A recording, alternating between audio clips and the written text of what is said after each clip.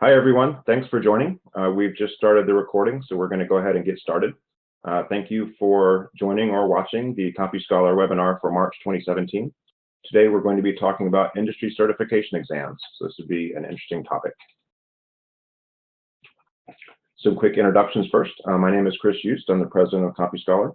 I've spent quite a few years in the software engineering industry, so I've written lots and lots of code. I've also spent quite a bit of time in the interviewer's chair, interviewing candidates for jobs, so I will bring that perspective to this presentation. I've been a co-author as well of all of our computer science curriculum, so I've spent close to 9 years now in the curriculum space and education space, helping kids learn how to program. And if you need to reach me after the presentation, you're always welcome to shoot me an email at chris.just@compuscholar.com. We'll also be posting a recording of this presentation on our website. I also wanted to introduce Andrew Abdallah. He's with CompuScholar as well, and he's going to be helping out on the presentation today. You want to say hi real quick, Andrew? Yes, hello everybody. Thank you for joining. Okay, great. Thanks, Andrew. Okay, so just some notes before we get started. I do have everyone except Andrew muted, so I'd love to have you ask questions throughout. If you want to do that, just drop those into the chat window, and we'll get those read out and answered just as soon as we can. Again, we are recording this session, and we'll post a recording of it on our Teacher Success page after it's done. So don't do anything you don't want preserved for posterity on the recording. And in the highly unlikely case we have some sort of technical difficulties that we can't resolve very quickly, we will go ahead and finish the remainder of the presentation offline and still post that recording. So don't worry about that. Okay, and as a reminder, this is part of our Teacher Success program. So we really want to partner with you as teachers throughout the year. We want to be in touch with you. We want to provide some enrichment opportunities, some professional development opportunities. And so we're doing this for you as a teacher. And as such, we definitely want to get your feedback and your suggestions on the topics that we're presenting. We hope they are useful to you. And if you've got some ideas for other things that you would like us to talk about, we would love to hear that. So don't be bashful and go ahead and reach out to us with comments and feedback on these presentations. We'd really like that. So again, what are we talking about today? We're going to talk about industry certification exams for high school students, the what, the why, and the how. And the what and the why are pretty straightforward, and we'll be talking about the how as well. How do you sign up for the exams and what do they cost and that sort of thing. We'll also briefly review the CompuScholar course alignments that we have to some of these exams. And at the end of every webinar that we do, we reserve a little bit of time for a general purpose CompuScholar forum.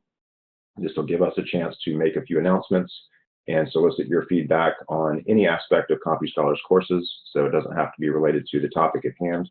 But if you have a general question or comment, you can save that for the end of that CompuScholar forum. But again, if you want to shout out a question at any point during the presentation, we encourage that, and just go ahead and drop it there into the chat window. All right, so big picture overview. What are certifications? So these are exams that were originally designed for professionals, so for individuals that had completed high school, completed college, and were in the IT industry in some capacity. These exams were intended to vet those skills. And they really kind of took off around the 1990s when we had the dot-com bubble, and every company needed a big fleet of software engineers, and we couldn't produce them fast enough. So we thought maybe let's just have some people take a test and prove what they know. And that's kind of how they really became a big business in the industry. You can have these exams provided by vendors themselves. So Microsoft might give you exams on Microsoft technology, and Oracle will give you exams on Oracle technology. Or you could have some more neutral third parties that are giving you some more generic exams. So the exams might just cover some language skills. For instance, do you know Java very well? Do you know HTML or C#? The exams can also certify you in particular solutions. So perhaps an Amazon Web Service developer, or some sort of Google Alphabet developer. Or obviously Microsoft has a giant fleet of acronyms as well that they would love for you to know. In big picture, all you have to do to take an exam is pay a fee, and then usually the test is administered online. So the exam itself is not terribly difficult to get into. The big question is, again, why do we want to do this? What value does it bring to us? And how do we prepare for these exams? So that's what we're really going to hit hard today. So there are many exams out there, some of them more popular and more recognized than others. I've listed just a few here. In terms of the vendor-sponsored exams that are really teaching you technology that is specific to the vendor, Microsoft is a big player with Microsoft Technology Associates, or MTA, and Microsoft Certified Software Development, MCSD. Oracle also has a variety of acronyms that you can take involved with the Java language and many other aspects of Oracle technology. And then, as I mentioned, you could take exams from other tech companies like Amazon and Apple and Google that will certify you in their particular technical stack. And so those companies love to have people that are highly invested in the way that they do things. You can also get exams from third parties, as I mentioned. So I've listed a few here like CIW and ICT and CompTIA. And of course, you can get many more as well. And I'm going to actually switch away from the presentation here for a moment and just kind of show you some of these exams on their websites. So let's flip over to a web browser. And we're starting off at ICT Essentials. So ICT Essentials is a suite of things that encompass a number of different technologies. And these are kind of one of the vendor neutral things. So you can take ICT Gaming Essentials, for example, and it's not really specific to any one technical stack, but it's more game programming theory. So we can look at their Programming and Logic Essentials as well. And you can see they've got table of contents, and it's fairly high level stuff. What is programming, converting of binary and decimal numbers, and that sort of thing. So you can always go to these websites and take a close look at the exam requirements and costs and figure out how to get signed up. So this is the ICT website. You can also go to CIW as well. And CIW has things like Web Foundations Associate. These are actually the self-study kits. Let's go back up here to home. All right. Certifications, there we go. So they've got a lot of web-centric things that you can choose. And typically for students, there's going to be some sort of introductory level exam that's of the most interest. And the higher level exams generally take additional years of study to complete. So really, we're just kind of looking at the introductory exams. Okay, let's switch over to Oracle next. So Oracle has certification in a huge number of things. If you look at Java and middleware and Java SE, that's kind of where we're at right now. And you can see they have a whole tree of things, starting at associate, moving to professional, and then master. The most interesting one from a high school perspective is the certified junior associate, which is really aimed at high school students. The rest of them were originally intended for professionals again, and those have been kind of pushed down into the high school level. But this certified junior associate is relatively new and is intended as a very rudimentary and easy to get certificate. And then we'll flip over to Microsoft's website, and you can see, again, they have all sorts of certifications here, certification types. Go to MTA, and they've got all sorts of categories. We were kind of looking at the developer category. And you can see all the steps that are involved with the exam. And you can kind of look at their exam prep resources as well. So you can spend quite a bit of time poking around in these websites and trying to find an exam that seems like it's a good fit for you. And I encourage you to certainly do that on your own time. Okay, let's flip back over here and move ahead a little bit. So let's talk about the value. Like, why would you want to do this as a job seeker? And initially these exams started off and they were a big business, and a lot of people took them as professionals. And what we have found over the years is that people as professionals that go and get these exams often are doing that because they don't have necessarily the job experience to show or the skills to show. And it actually over time has morphed into a thing where, as a job seeker, as a professional with a 4-year degree, the exams on your resume are either net negatives, where people look at those and they say you're trying to compensate for something that you don't have, or they're ignored. And I can bring some personal experience to this. So again, I've spent many years in an interviewer's chair talking to candidates looking to place them in software engineering jobs. And personally, for me, it was just a neutral thing. If they listed a certificate on the resume, it was ignored. It wasn't an active negative for me. but it just wasn't something that was interesting to talk about. As an interviewer, you're trying to gauge their personality, their communication skills, their experience, their ability to think on their feet and answer questions. And no amount of certifications listed on the resume would make any difference for me personally, one way or the other. And it's easy to see if you just do a little bit of searching online for software engineering certifications and not even asking, are they worth it or not? What you'll get in the top 10 results is a lot of active debate on whether or not they're worth it. And a lot of people saying, from a job seeking perspective, they're not really worth your time. And I've just listed a couple of examples here where some of the big tech companies actually think that's a big negative if you've listed exams on your resume, or those people are less desirable for hiring than others. So the common school of thought, not universal school of thought, but a common school of thought is that, again, if you've got a lot of exams listed on your resume, that's not necessarily indicative of skill or quality, and it might be an attempt to compensate for lack of those things. And so when you get through college, you're out in the industry trying to find a job, you may want to be cautious about investing in these exams unless you're very certain that the company or companies that you want to pursue value these exams the same way that you do. Now, are there any cases where these can be a net positive for job seekers? And there definitely are some.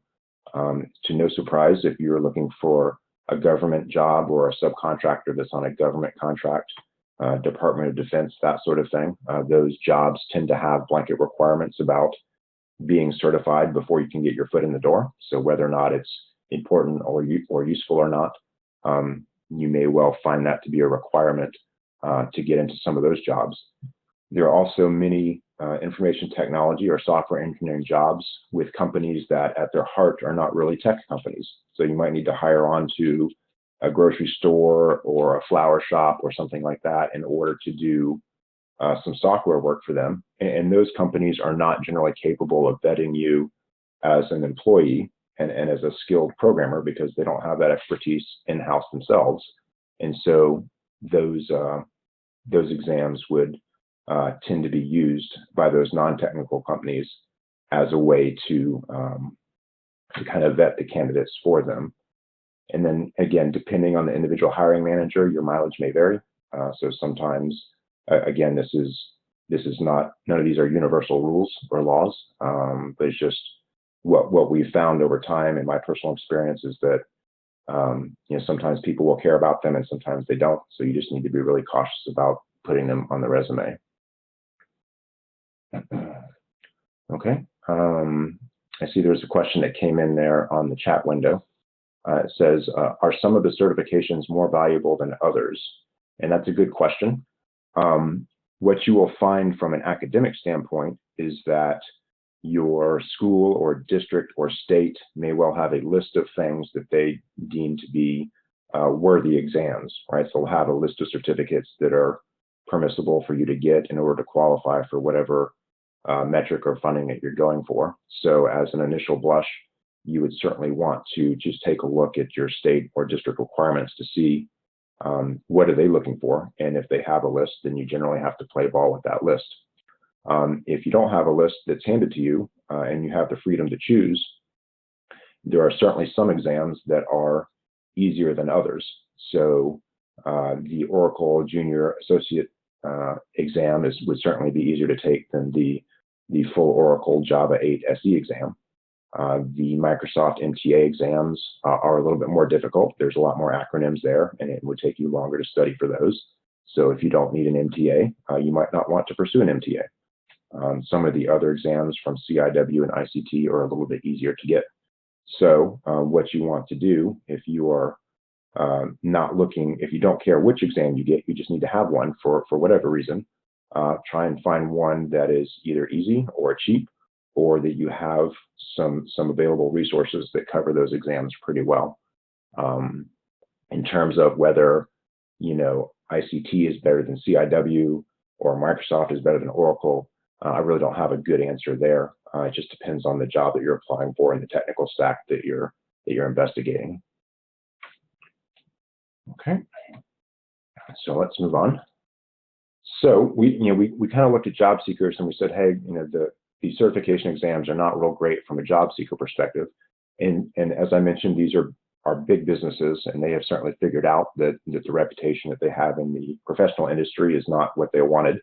And so they have pivoted somewhat down into the academic setting. And so a lot of these exams are now being pushed down into the high school level that originally were taken by professionals in the job market. And so why might students want to seek this sort of certification, for their own benefit?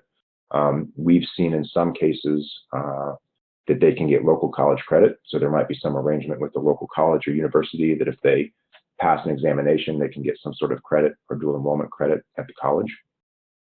We've also seen cases where students are applying for internships where you really don't expect to have any sort of experience at that point. But if you want to show something, then you can show an exam certification, which might at least hint at an employer that that there's something there that's worth pursuing, in terms of the student.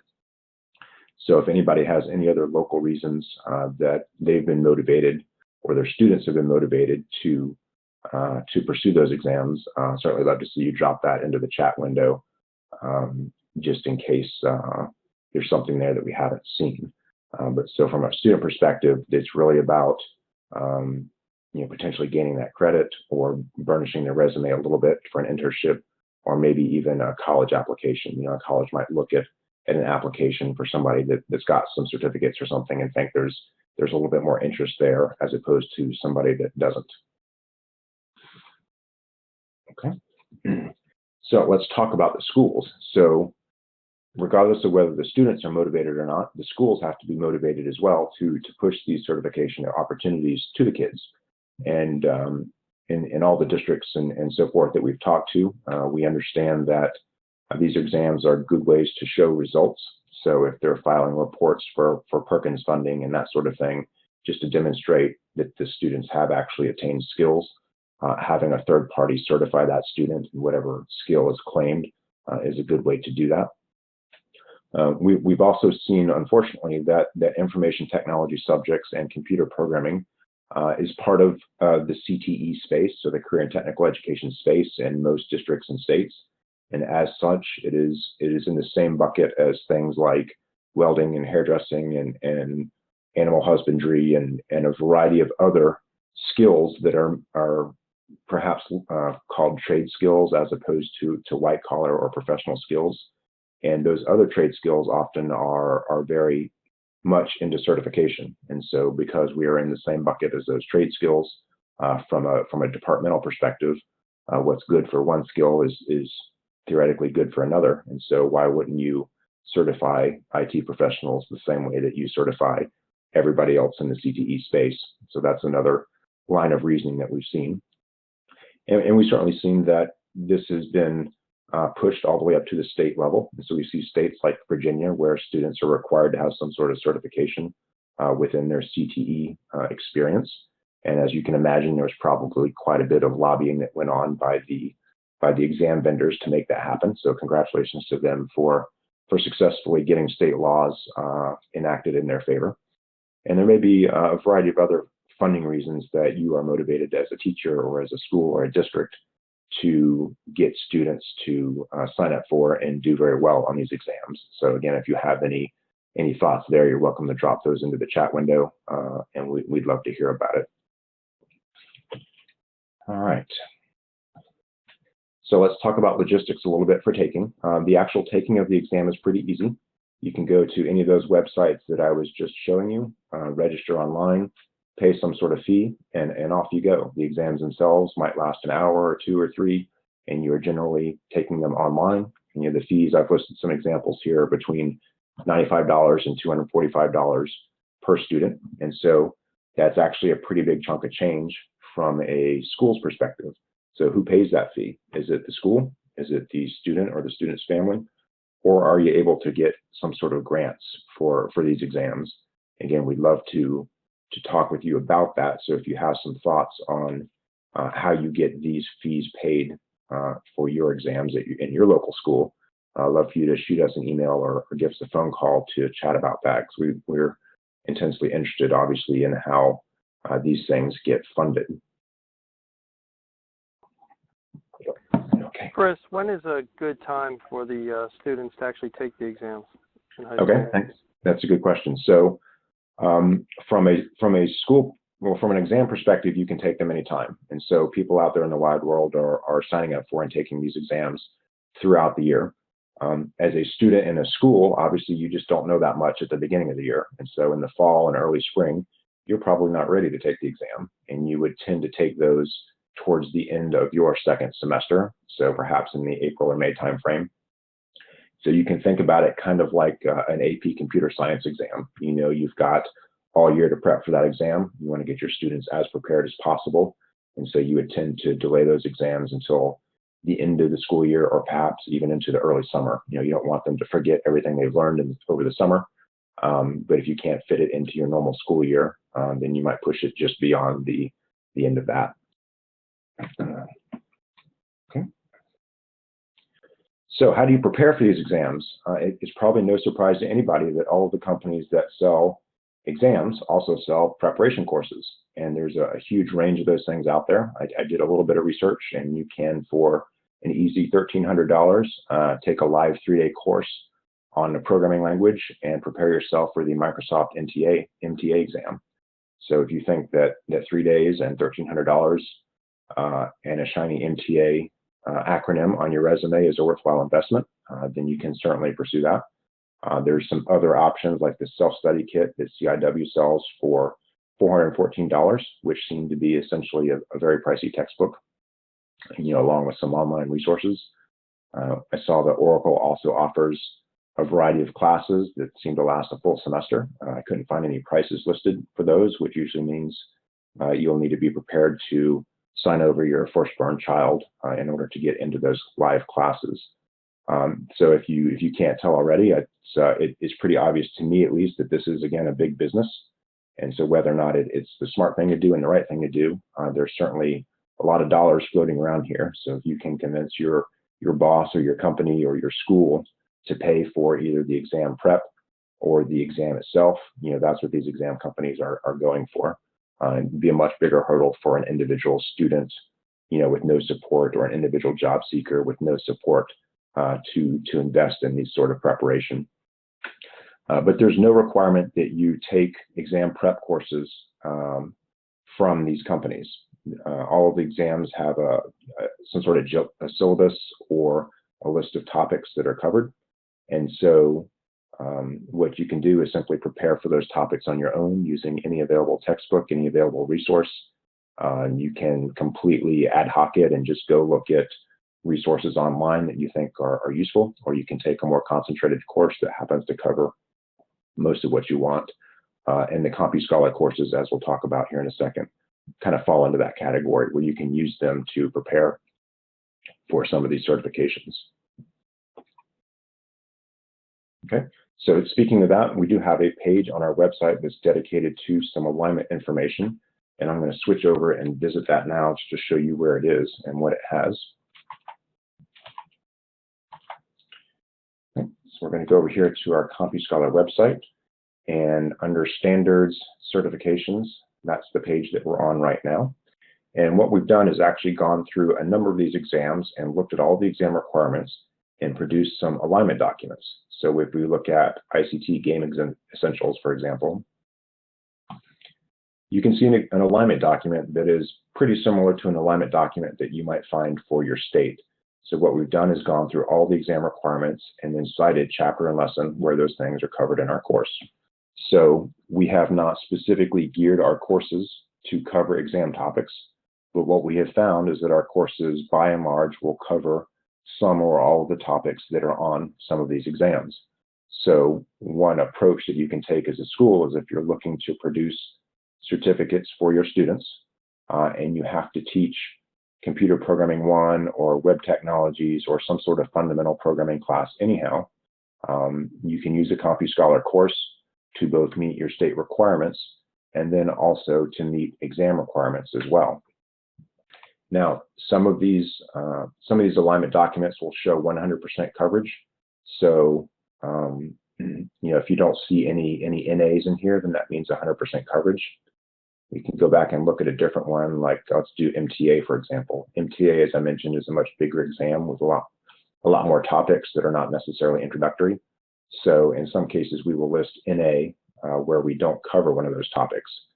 So as you're looking at preparation resources, you want to find out if those resources are, how well they're aligned to the exam that you want to take. Again, if you paid for dedicated exam prep resources from one of these companies, that would be big bucks, but certainly it would guarantee you that they are covering every topic that is there on the exam. So what we recommend, if you don't have advantage of that opportunity, to spend $dollars, is to just use the curriculum that you have and look for an exam that the curriculum covers. And then if there's any particular topics, like let's say memory stacks and heaps in this case, and decision tables, then those are things that you can supplement on your own as a teacher. Usually it's pretty easy to identify the one or two or three things or the handful of things that you need to cover on your own, and you can find resources for those sorts of things just about anywhere. So again, you can use one of our courses as a fundamental basis for preparing for the exams, but it is not something that necessarily is 100% complete. It depends on the exam. You might have to supplement a little bit in order to meet all of the exam requirements. So this is just, it's an option for you. If you have to teach computer science or web design anyhow, you can do that based on our courses to meet your state alignments, and then kind of kill two birds with one stone, and also prepare your students for these exams at the same time, perhaps with a little bit of supplementation on your end. So if you have any questions about specific exams that we have listed, we certainly encourage you to contact us. If there's an exam that you are interested in that we have not listed, just shoot us a link. Say, hey, I'm interested in this exam. I'm curious about how well your curriculum covers it. And we can gladly take a look at that exam and tell you, ballpark if it's a good match or not, and even produce additional alignment documentation and list it here on this site. So again, if you have something that is of interest to you, please let us know.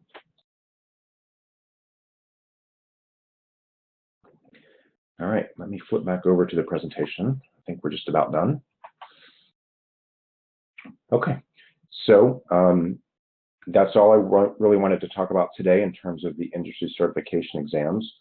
We've reached the CompuScholar forum portion of the presentation, which again is something that we do every month just to give us a chance to make some general announcements and solicit general purpose feedback. So the two things that we're really excited about that are coming up here very shortly. One is we're going to do a facelift for the online courses. So there will be a new skin that you will see in the online curriculum. We are going to update the color scheme and a few other odds and ends such that it matches our new website. And if you log in as a teacher, you can actually find a document that you can click on that will describe those changes and show you the before and after picture. So we think the new look will be really exciting and modern, but it will not fundamentally change the way you or your students need to interact with our system. The other thing that's going to be coming here in the next week or two is a new reporting engine. So we've experimented already with some initial reporting features of the system where teachers can click on class reports and see some summaries and grades. We are very, very close to rolling out a brand new reporting engine that will give you very, very significant reporting capabilities and allow you to slice and dice your data at a student and a course level in a variety of ways. So that's going to be something that we're just adding in as a free value added service to you as the teachers, and we think you will enjoy that quite a bit. And then finally, as a reminder, we do have these webinars just about every month. And in April, we're going to take a deeper dive into the College Board AP Computer Science exam. We'll take a look at the 3 new example labs that were introduced in 2014, the Magpie Pictures Lab and the 11s Lab. So we'll cover those in some more detail. So if you are an AP Computer Science teacher or thinking about teaching AP Computer Science, we certainly encourage you to join us in April for that webinar. Okay, so I will pause here briefly and just see if there are any other questions or feedback that you have for me about anything at all relating to CompuScholar, courses, online system, roadmap, that sorts of thing. Everything is free game. And if you think of something afterwards, you're certainly welcome to shoot me an email or give us a call as well. So are there any last minute questions before we wrap it up today? Chris, I got one question. Sure. What level of jobs, like maybe just even support, maybe for students who take these certifications within high school and right out of high school before they're going to college, are there any types of jobs, even lower level jobs, they can actually use these skill sets in before they get their 4-year degree? Well, you would certainly be talking about internships at that point. So as a software engineering company that writes software for a living, someone in that sort of scenario is not going to hire a high school student in order to graduate, so to speak, directly into a full-time software engineering job. Even if you've taken 3 or 4 years worth of Java in high school and you've got a row of shiny certificates that say you really know the Java language pretty well, you're still not generally qualified to take a full software engineering job. Those sorts of jobs go to folks with the 4-year degrees that demonstrate a far wider and more intensive field of study. And even folks, that come out of those college situations with their degrees and no experience whatsoever, those folks have sometimes a hard time finding jobs. And so the more job experience you have, the better. Now, in terms of high school students, again, you'll be looking at internships possibly. Sometimes you can find those with local companies that have arrangements with the schools. Whether you are doing work that is production quality work, or you're just in a job scenario where you're kind of learning and observing and participating as a student participant, that would remain to be seen. So again, the goal of a CTE program from an IT perspective is not to produce little mini engineers that are ready to roll right out of high school. The goal of a CTE program in information technology should be to get these kids excited and enthused and into a college degree. There are certainly anecdotes to the contrary where somebody comes out of high school and is a crackerjack programmer and is ready to roll on an informal basis with somebody that will take him on. But those opportunities are generally rare. And in my opinion, at least, you would do a disservice to your kids to try and get them directly into the job force, the job market, without pursuing the 4-year degree. Thank you. Okay. Any other questions?